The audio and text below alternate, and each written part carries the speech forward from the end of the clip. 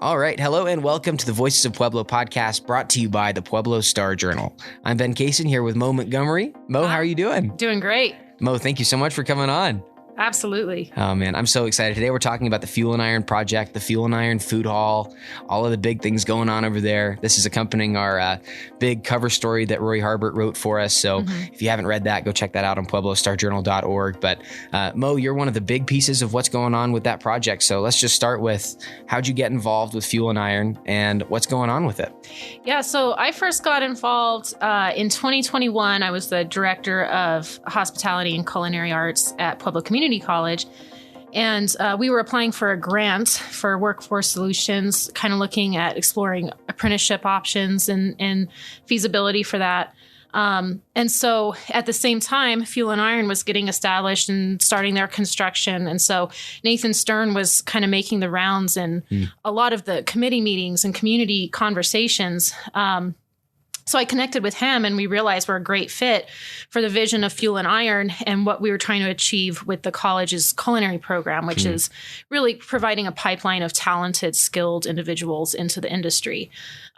So we applied for a grant together. We didn't get the grant. And we found that out in late 2021.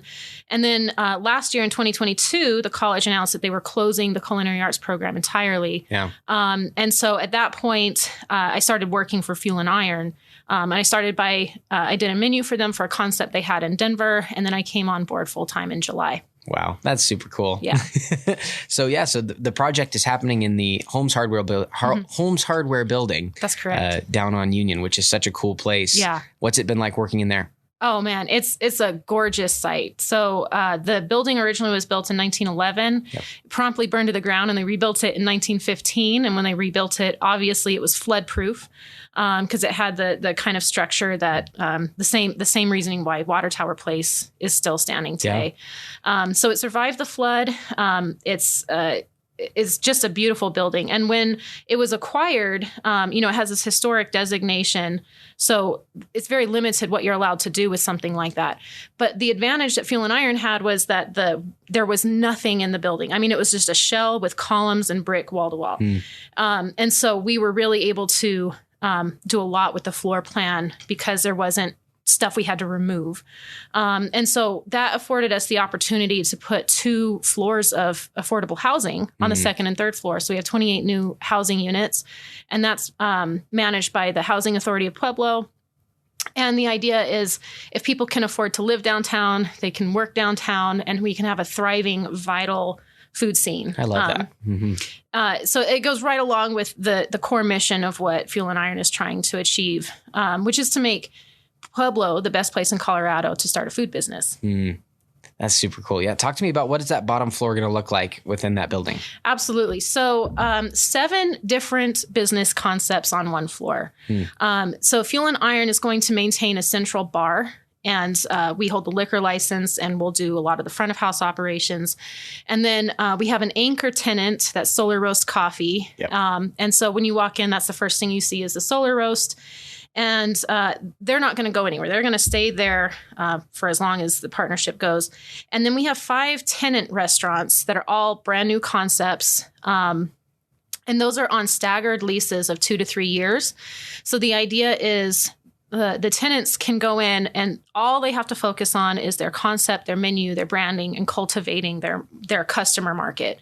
We take care of the front of house operations. We take care of a lot of the infrastructure. There's a very small cost for the tenants to get into the food hall and have all of that wraparound support compared to opening a brick and mortar. And so what we're doing is incubating these businesses to the point where they're going to be sufficient enough to open their own brick and mortar eventually after 2 or 3 years. So, and the other piece of that is that we'll always be evergreening our concepts after the first 2 years.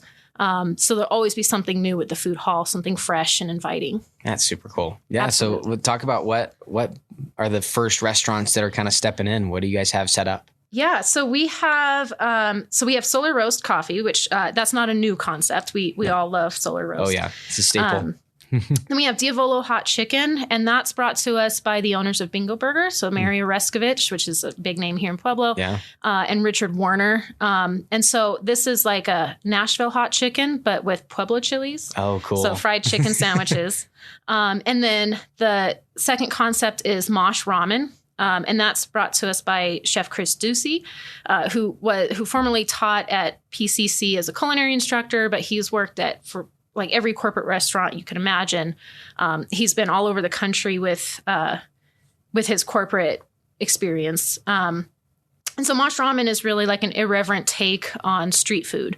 And with their opening menu, it's a lot of Asian stuff, but I know they don't want to be painted into a corner and limited by that. So they have excellent ramen, but they also have like bibimbap and, smothered fries, not cool. green chili smothered fries, but like bulgogi fries. And they have a really awesome brand. And then third restaurant is Steel Crescent Kitchen. And that's Chef Ed Tracy and his wife, Dorothy Tracy, who both used to work here at CSUP. Oh, cool. Once upon a time. And Ed taught in the PCC Culinary Arts program. He was faculty. And so Steel Crescent Kitchen is Steel City meets Crescent City. So Pueblo and New Orleans. So we're going to have po' boys with green chili on it and muffulettas and a big variety of like salads and soups and a lot of stuff made from scratch. And then our final restaurant, drum roll, hasn't been announced yet. It's the Hungry Buffalo. So I think a lot of folks know the Hungry Buffalo from their food truck, which, by the way, food trucks are starting up tomorrow at Mineral Palace Park. So the whole menu, everything on the menu is bison. So they have bison burgers. They have I say bison, they use buffalo term. So they have a buffalo slopper. They have short ribs. They have skewers, all kinds of I don't think I've ever had buffalo. You haven't? No, I don't think I have. It's scrumptious, and it's way lower in the cholesterol than beef. Oh, wow. I think the texture's like between a beef and a veal texture. So it's like really can be super tender. And actually at home I cook with bison instead of beef. Wow. Okay. So, like all of our ground beef dishes in my family are bison. Wow. Okay. So then, for all these restaurants, what does the timeline look like for them to be open and people being able to go eat there? Yeah. So, don't want to jinx it, but the ribbon cutting is scheduled for April 29th. Yep. At 11 a.m. On B Street in Union. So it's been a long journey to get open. We're in the home stretch now. We're doing final inspections. We did some massive hiring events where we had walk-in, drop-in interviews. So we're building our team. We're doing the training, finishing up our health inspection this week. And by the end of the month, we should be good to go. Wow. Man, I'm so excited. That's so cool. It's very exciting. That's awesome. I know you guys have gone on a really long journey to get that everything ready. So I'm excited that it's here. And so I mean, you mentioned the businesses themselves kind of coming in and being able to kind of have this incubator model for these couple years before, maybe they go out and have their own shop somewhere that's not in the food hall. What do you think is the benefit for, let's take the taco shop that you're talking about, right? So, that's the one I forgot to mention. That one too. That was Santa Fonda. So the taco shop that's going to be in there, Santa Fonda, brought to us by Chef Jose Avila, who was a James Beard finalist this year and last year. Wow. For two concepts he has in Denver. His third concept will be opening at the food hall, and that's going to be headed up by Chef Ryan Hill, who was formerly at Black Box. So his family owned Black Box, and he was the executive chef there. And that one is going to be very traditional Yucatan style stewed meat. You can buy by the pound, and then they give you all the fixins for tacos. So it's kind of like a meat and three barbecue concept. Yeah. I think I let my own stomach get in the way right there. That's the one that I was reading about this morning, and it got me excited. Yeah. But so like maybe let's just take one of the concepts and be like, how does being in the food hall help them out these first couple years where they maybe not have had that opportunity? Sure. So typical startup costs for a brick and mortar restaurant start around $500,000. Oh my goodness. And that's not just for like the physical equipment. That's just the promotional costs and the staffing and, getting your inventory under, and, the liquor inventory alone is a massive bill. And so the cost is in the neighborhood of about $25,000 for these restaurants to start up in the food hall. So like a small fraction of the price. And, when restaurants get started, they have all different facets of the business. They have to worry about marketing. They got to worry about front of house service and what does that look like? And they got to do a bar program and get people in the door every day. And then they have all the infrastructure costs. And so what Fuel and Iron is able to do is kind of be an umbrella for all of that and share the infrastructure costs. And, the beauty of it is being part of 7 businesses in one structure is that when any of us get good publicity, we all get good publicity. Yeah. When one of us gets some marketing, it brings you go to one of these restaurants, you go to all of them. Yeah. And so that way we're able to kind of share in that love. But also we're able to share a lot of those startup costs. So the equipment package, every stall comes with a standard equipment package, and the tenants can opt in and out of what they want. Some of them, like the Mosh Ramen, they got a special equipment for boiling noodles. Diavolo Hot Chicken traded out their grill for more fryers, obviously. Yep. So, there's that kind of support. And all of the construction headaches are really being taken on by the food hall. So our tenants can just focus on their branding. They get help with the branding. We have, we contract with excellent event planners and graphic designers and social media folks. So we're all able to kind of share those costs, and the food hall itself takes on a lot of those initial costs. Yeah. And then we charge them back rent and a small percentage of their sales. And so we're able to create this whole ecosystem, and the food hall is the center of an ecosystem with multiple sites and multiple areas of the food system that we're addressing. But overall, every aspect of our project is to make Pueblo the best place in Colorado to start a food business. Yeah, I mean, let's talk about that, because let's say without the food hall, what are the challenges that a Pueblo business owner might be dealing with if they're like, okay, I want to start a burger restaurant? What are the things that they might run into? Yeah. So the first big barrier is navigating the licensing. And the city of Pueblo has done a really good job to put all of the licensing stuff in one place. But before last year, that was not the case. They were all very siloed departments. And there was no how-to guide for an entrepreneur. So you had to literally go and just beg your neighbors, how did you do this? What was this for? What's the next step for that? And so we're able to kind of take all of that and streamline it and give them those resources right off the bat. We're working directly with the Small Business Development Center of Southern Colorado to offer that additional support to our entrepreneurs. And then, so building the brand. So we have a graphic designer that designed all of the logos, so we don't have to go out and find other artists. Yeah. And for the tenants, we really kind of give them the independence to decide how they want to build the brand. If they want to if they're a t-shirt kind of place, or if they're more of a sticker kind of place, or if they're just absolutely none of that. Yeah. And so we're able to give them that sort of independence. And then other benefits of being in the food hall is just the networking and the camaraderie. It's a lot easier to get folks to listen to you when you're part of this big project rather than, like a lone wolf, out on your own. Yeah. So that's some of the ways. And then, with the taco concept, that's a really great example because Chef Jose is also very interested in creating and making the tortillas for all of his concepts in Pueblo. And so we have a food hub commissary kitchen that's going to be a shared food manufacturing space. Wow. And we happen to have nixtamalization equipment for making masa for tortillas and a tortilla oven that can crank out 1,200 tortillas an hour or something crazy like that.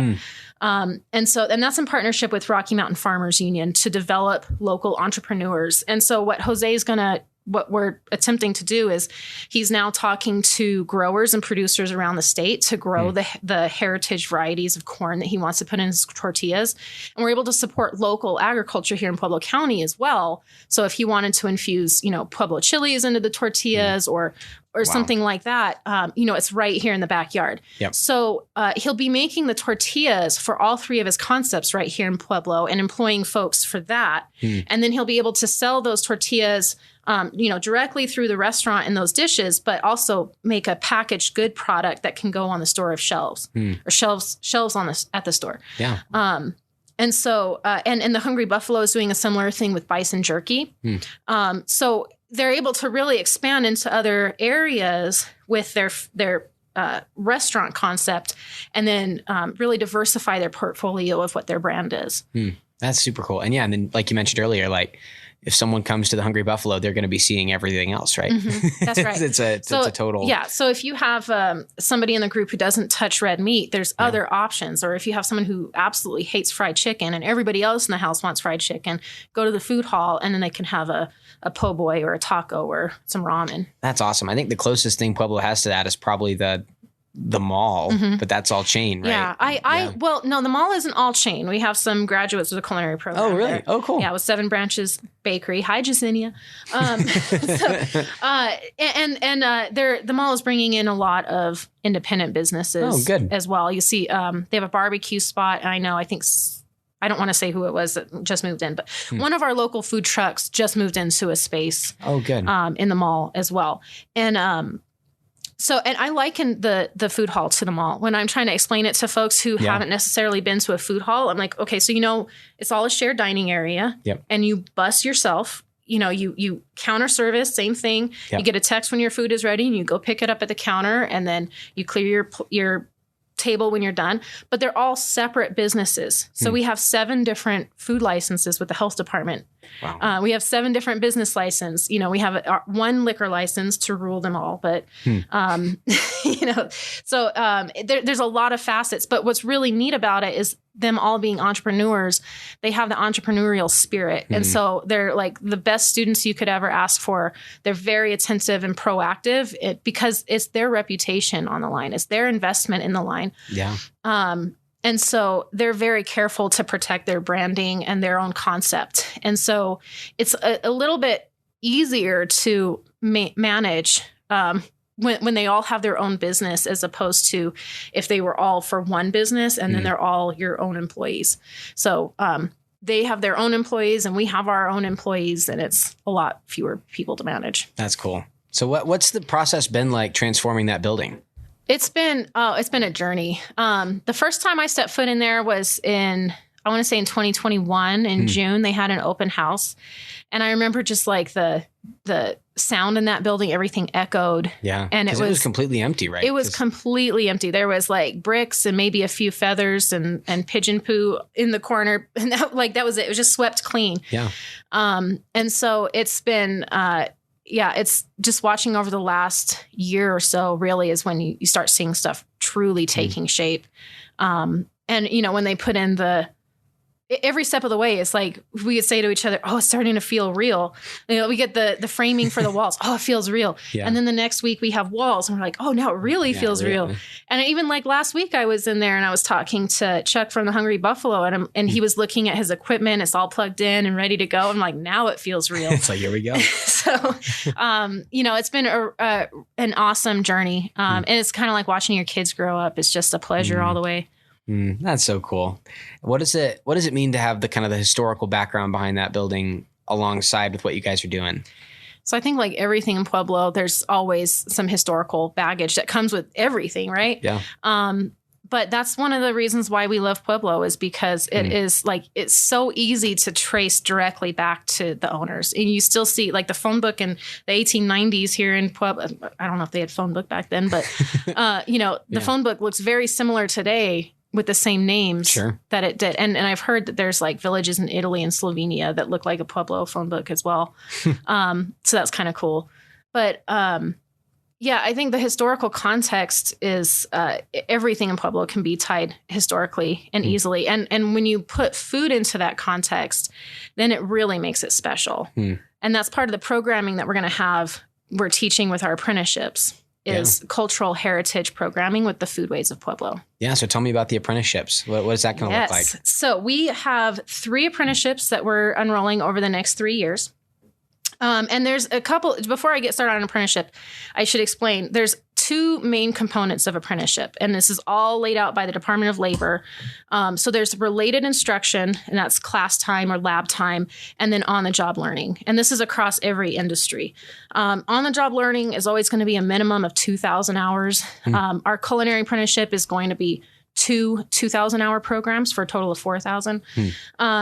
And so we balance the class instruction time with time on the job, and the on the job learning has to be paid. It has to be at least minimum wage. We are creating pathways to a living wage, which is above minimum wage. And there has to be incremental wage increases throughout the program. And as a sponsor, we get to choose when those wage increases are.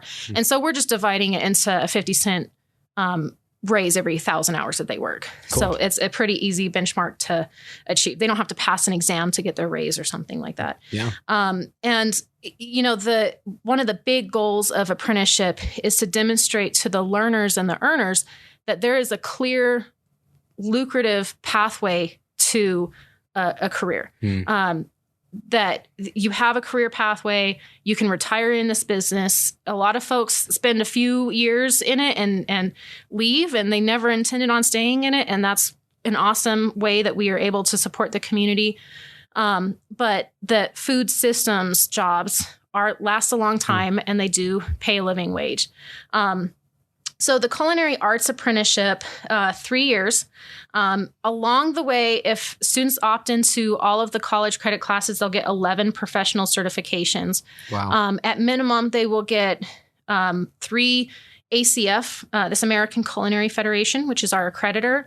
So they'll get 3 ACF certifications and their food safety and sanitation manager certification. Wow. That's like the minimum that they'll get, but they can opt into more certifications along the way. We're partnering with Emily Griffith Technical College, which is part of the community college system, but they don't have, they mostly deal with apprenticeship. So they're all over the state. They don't have like geographical territories. Makes sense. And so we're able to offer college credit, and we're talking to a number of high schools in rural southern Colorado, south and east of Pueblo County, and also in Pueblo County. So we're talking to high schools about establishing career tech ed programming or CTE programming. And some of these high schools have absolutely nothing going on in that area. Sure. And so establishing this programming, starting with just culinary demonstrations and doing some lectures to the students about career pathways. And then our goal is we're working with a couple different school districts to come together in kind of a central location. There's a few high schools that are like 30 minutes from the central location, and deliver once a week programming, like on Fridays. I don't know if it'll be Fridays, but yeah. To do an all-day college credit concurrent enrollment class. So it's free to the student. The district gets reimbursed for the tuition that they pay for it. And then they can get all of the related instruction for the first year of apprenticeship done while they're in high school. Wow. So when they graduate high school, all they have to do is fulfill the on-the-job learning requirement, and they've completed the first level of apprenticeship. So that's one pathway we've built out.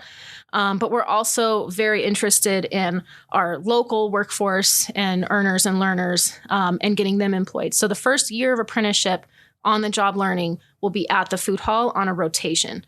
And so this allows our new entrepreneurs to engage with apprenticeship and engage with the workforce.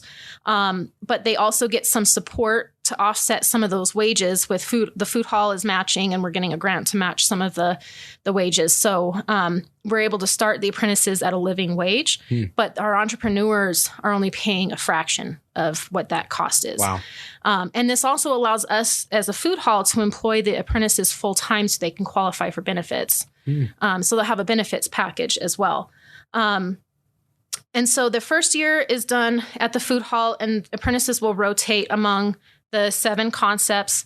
And, there's 10 areas in culinary apprenticeship that students have to cover instruction on. Things like, there's poultry, there's vegetable cuts, there's sanitation. And so there's hundreds of competencies they have to check off during this time. And sometimes it's something really simple, like use an avocado in a recipe. Yeah. And so it's a pretty easy check off. But we don't want to tell our entrepreneurs what to put on their menu based on the learning program. So there's obviously going to be gaps. There's going to be opportunities for the apprentices to learn within somebody's specialty, and really learn some traditional practices and some artisan crafts. But then there'll be holes. So we'll have apprentice-driven events. And in those apprentice-driven events, we can create menus that allow the students to check those things off. To check all those things off. Yeah.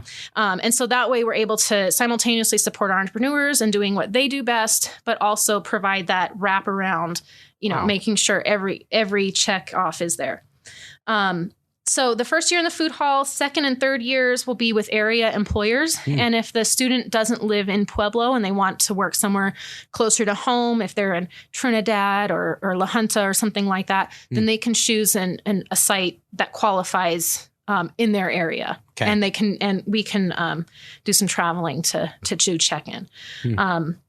There's also options if the student isn't able to opt into the in-person classes, which we'll have classes in Pueblo at our fuel kitchen site, and we'll also have classes at the high schools. But if that's not the right pathway for the student, or if something happens that they're not able to pass a class or something, we do have a backup that's 100% online in partnership with the American Culinary Federation to meet all of the requirements for related instruction. So I've seen it many times where students, they're doing really great, going to traditional classes, and something happens in their life that just uproots the whole thing. It might be a family member passing away, or, forced to move, or lost their transportation. And then their schooling gets totally tossed up in the air. And so having this online option as a backup, the student would be able to take an asynchronous class to stay on track with their peers.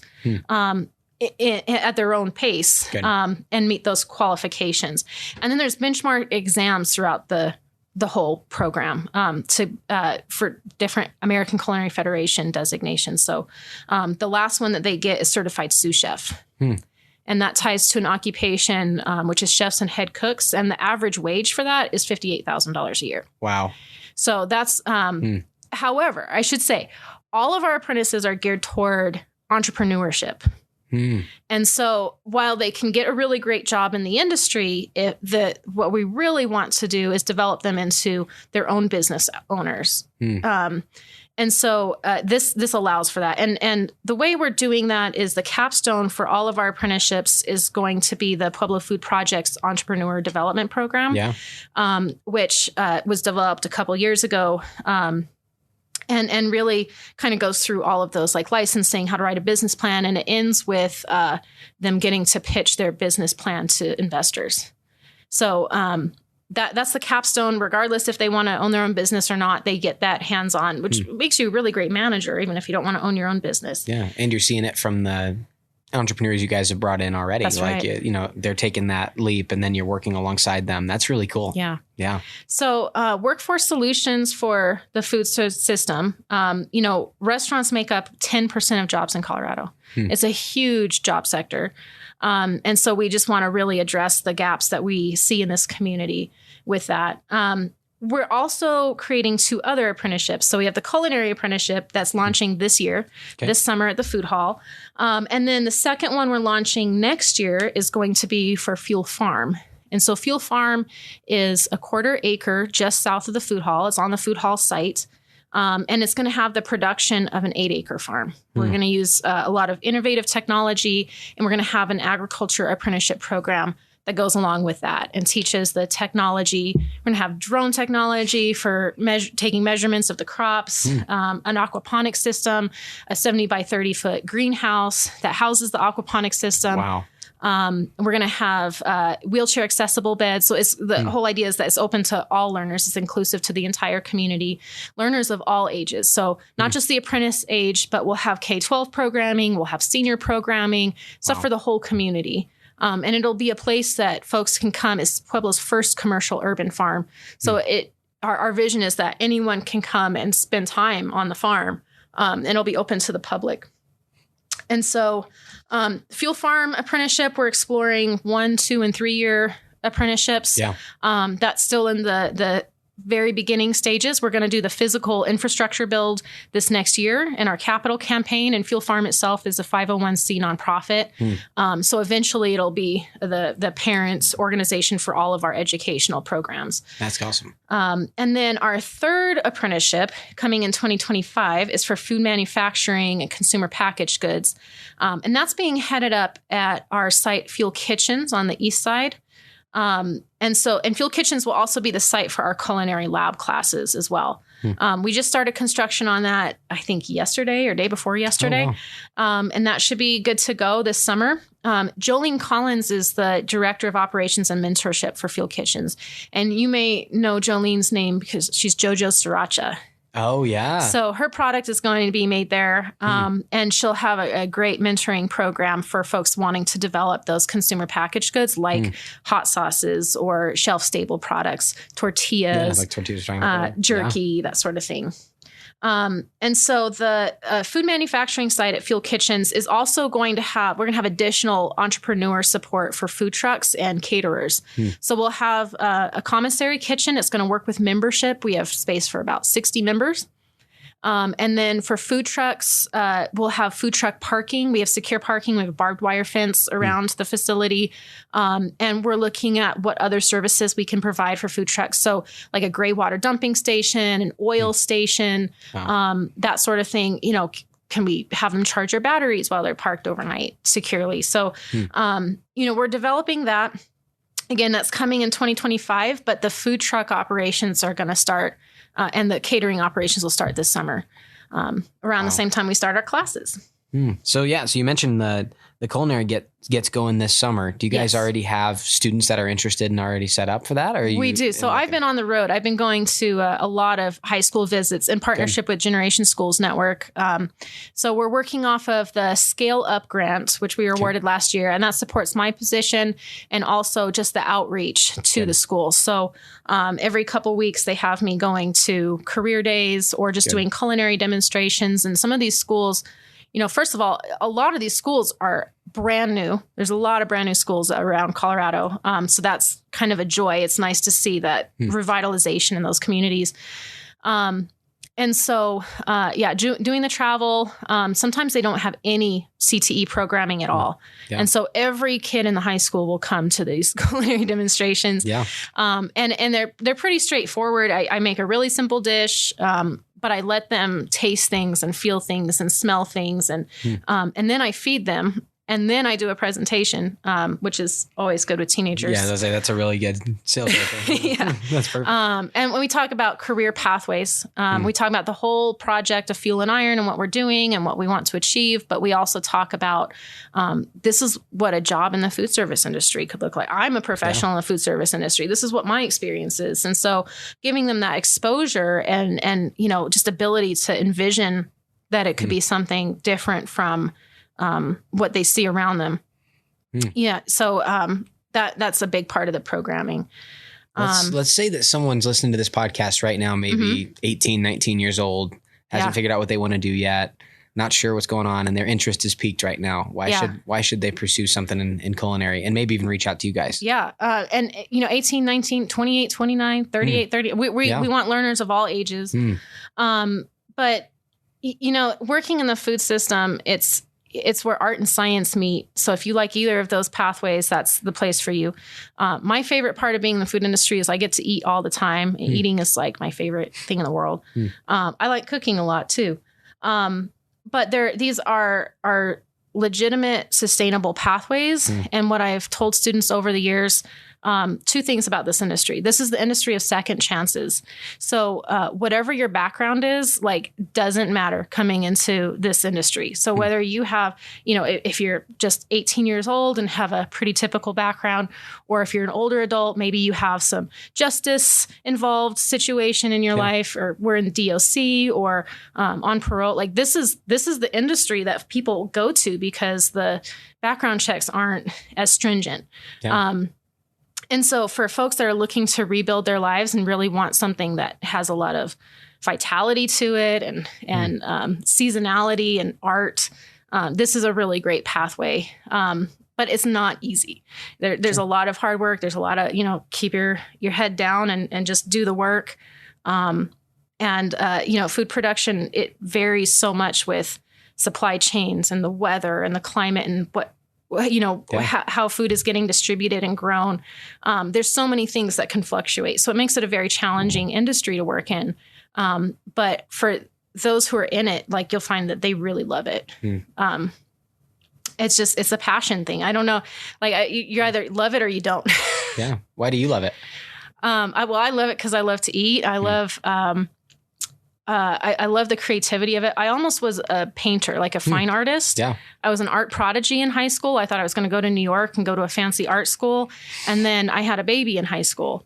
And so that kind of derailed those plans. And so I didn't go to college until I was 25. I had to get to a point where my kids were old enough to go to school. Yeah. And then I went and I enrolled in culinary school full time. And I said I wasn't going to go to culinary school until the minute I did. I mean, I don't need to do that.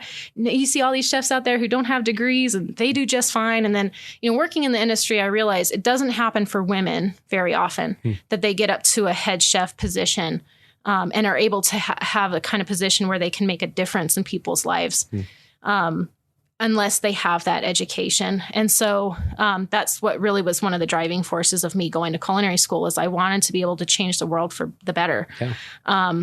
And I knew that would empower me and give me the tools and the skills and the knowledge to make change. Wow. So how much prior experience, skill in culinary things do you need to have before you think about doing an apprenticeship with Fuel and Iron? So the only requirement that we have is you have to be at least 16 years old. Okay. We welcome learners of all backgrounds and skill levels. And, I get a lot of young learners who they practice their culinary skills before they come to school and before they get into the instruction part of it. And, sometimes that's helpful. And sometimes it's a lot of bad habits that they taught themselves that we have to unteach them. Yeah. And it's similar with older learners, especially if they've already spent time in the industry. Yeah. A lot of the remedial learning is unlearning bad habits that they may have picked up and teaching the new ones and adapting to that. And so, very different dynamics of what learners need at different stages in their life. But, what really you need to be successful in this program is a passion to learn something new and an open mind. Wow. That's super cool. You're getting me excited about it. Awesome. Yeah. So, I mean, why is this something that specifically Pueblo needs? Because we talked about how, the culinary industry, how big this is to have this, going on, but why Pueblo?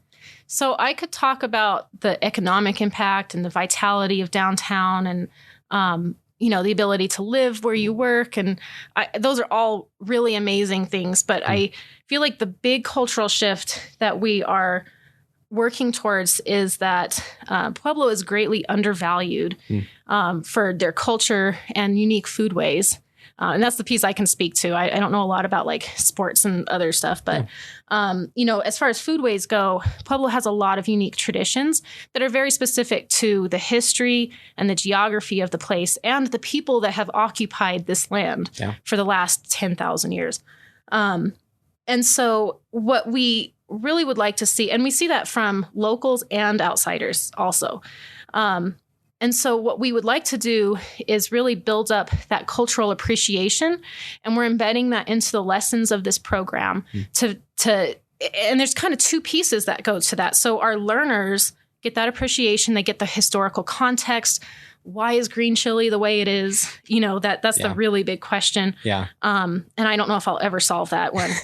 Yeah. I spend my whole lifetime trying to figure out where green chili came from. I have theories, but yeah, people that like, I've got a lot of family in the South, and so they'll be like, "What do you mean by like green chili?" And I'm like, "What do you mean by gravy?" It's kind of like gravy. Yeah, that's exactly what I usually say. Yeah. And you say gravy in the South, and it can mean so many things. Sure. Yeah. But the thing that really ties it all together, gravy and green chili, is that if you ask somebody in Pueblo who has the best green chili, they're not going to tell you a restaurant. They're going to tell you it's their uncle, it's their grandma, it's their mom. Nobody makes it better than Auntie so-and-so. You're never going to get to try it unless you like marry into the family. And you're definitely never going to get a recipe. And that's very similar to gravy across the South. Like it's the sauce of life. And it's on everything. Yeah. And so with that heritage and cultural programming, we're also able to preserve the stories and the traditions that are handed down from generation to generation. So there's like artisan crafts that are happening on a regular basis here in Pueblo. And when I moved here in 2015 from Denver, I was shocked. Like I had never seen anything like it. There's like Slovenian uncles making klobasi a couple times a year for their families. And they actually call it klobasi here. And, like almost every restaurant has a hand cranked grinder sandwich, which is unheard of in Denver. Like there's definitely a lot of room for improvement for Italian food in Denver. Or at least there was in 2015 when I moved away. Yeah. And so like seeing those things and, as an outsider coming in, I was like, this is something special. And that's what really, I think, led to me falling in love with Pueblo. But I also see a lot of folks that don't value that for that same reason. And they're like, well, that's just my dumb family, or that's my, they're like, this is so dumb. But, I think there's really something very special to be had there. And so we're partnering with the Pueblo Heritage Museum to bring in some instructors for lack of a better word. They're going to be like grandmas and uncles and elders that are preserving the learning. And so we really want to be able to celebrate that and document it as well. So the byproduct is we get to preserve these unique foodways. And the other benefit is that our learners going through the program are going to have that full context of what it is they're cooking in this community. And when they're ready to come up with their own concept, they can embed that in. So we're looking at a cultural paradigm shift. That's super cool. How can the community support and be a part of what you guys are doing? Sure. So there's so many ways to participate in the Fuel and Iron Project. I think the obvious one I was talking about today is, if you're interested in a career in the food system, get with our apprenticeships. And then where can they connect for that? So probably the best place to go is our website, which is fuelandironfoodhall.com. Yep. And the A&D is spelled out, Fuel and Iron. And then and just put in an inquiry, and that'll go to one of our team leaders. Cool. Because some of these apprenticeships are still being built, and we haven't started enrolling students yet. So the other obvious one is come down to the food hall when we open and eat. And we're going to be open 7 days a week.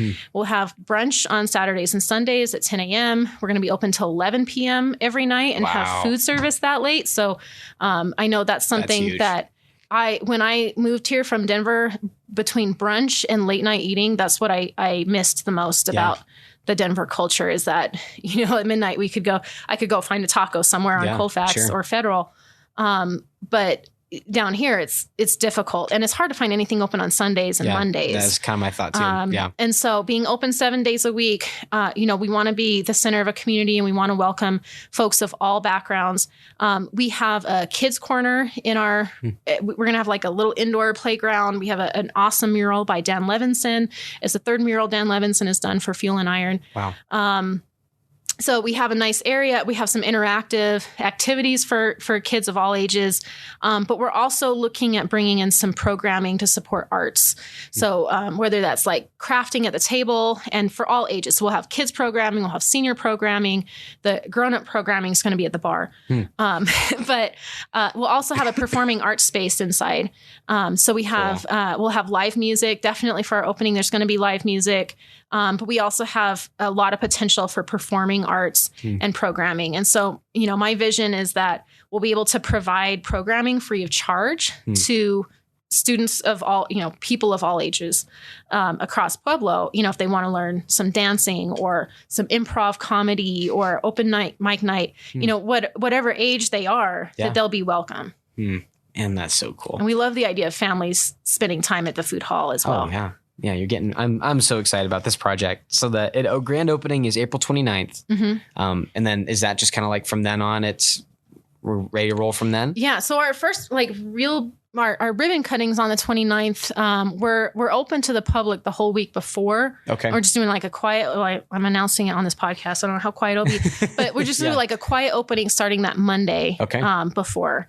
And so we'll be open those days. And on the Friday, the 28th, we're going to have some grand opening activities. And then the ribbon cutting is on the Saturday, the 29th. That's awesome. And then do you guys have social media that people can follow to check out that? For sure. Yeah. Facebook, Instagram. I don't think we have a TikTok yet, but we definitely have a person who's dedicated to, ready to get to just our social media aspect. Good. Yeah. Good deal. Cool. Well, Chef Mo, I think that's all I got for you. Awesome. Thank you so much. Thanks. Yeah, man. It's a pleasure. I am so excited for this project. That is so cool. So yeah, if you're listening to this podcast, go eat there, go check out all the things that they're doing. It's at the corner of Union and B Street, this 400 South Union. And it's a huge building. Once you see it, it's that big old Holmes hardware building is what it's called. So I can't wait. So thank you so much for your heart for Pueblo. That's such a cool thing. For you and then the entire project. I mean, that's been the part that stands out to me the most is you guys care for this place and care for these people. And so thank you for that. Thanks so much. Yeah. Well, thank you guys so much for listening. For Ben and Chef Mo, have a great rest of your day. Check out our previous podcasts right here. You can check them out by searching Pueblo Star Journal. You can also check out our awesome paper by checking out pueblostarjournal.org. We have a long article on this as well that you can check out, written by Rory Harbert. So go give that a read. Thanks, Rory. Yeah, Rory did a great job on that. So, and Mo is in that as well. So check out some more quotes from her in that. If you like this podcast, share it to everyone you know, send it to people, put it on your social media, throw it wherever you want to throw it. We'd really appreciate that. Thank you so much for listening. For Ben and Mo, have a great rest of your day. Thanks.